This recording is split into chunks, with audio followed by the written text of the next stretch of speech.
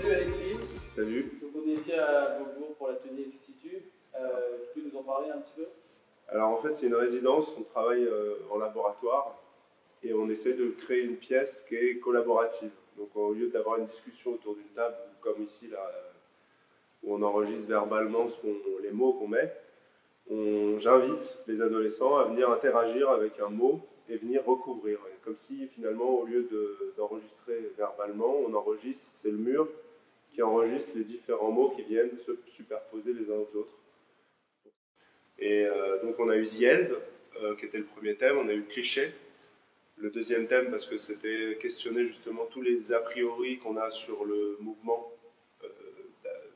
des gens qui travaillent en extérieur. WYSIWYG, qui a été le thème le plus difficile, What You See is What You Get, donc c'était un clin d'œil à Tania Moreau. Et hier on a bossé sur, ça y est j'ai un trou, sur vrai faux, voilà, parce que c'était en lien avec... c'est aussi une thématique qui est très importante dans mon boulot, le fait de le plagiat, le côté made in China, la reproduction, la contrefaçon, et comment déterminer quelque chose qui est vrai et quelque chose qui est faux en fait. Donc c'est toujours décoder un petit peu tout ça. Et là on finit sur online, c'est aussi une thématique que j'aborde aussi pas mal dans mon boulot. C'est toujours des éléments assez simples, mais dire regardez avec quelque chose de très peu créatif, vous pouvez faire quelque chose et surtout vous exprimer. Autre que en copiant un style américain ou un autre style.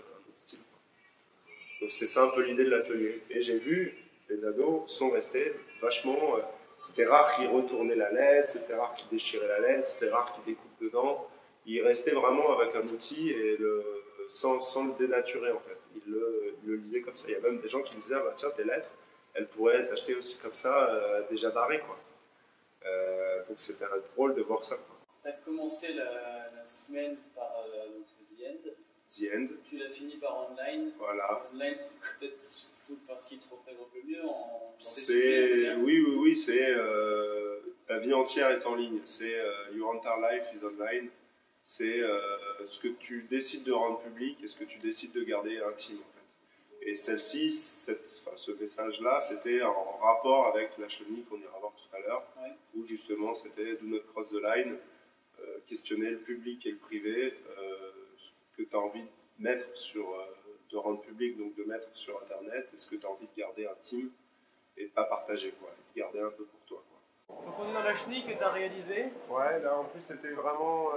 on pénètre l'œuvre en fait, on rentre vraiment à l'intérieur, donc c'est une image qu'on ne voit pas. Non, on ne voit pas directement. Non, et là c'était la première fois que je faisais une pièce qui soit faite à l'intérieur mais visible de l'extérieur. Donc là on est dans la chenille.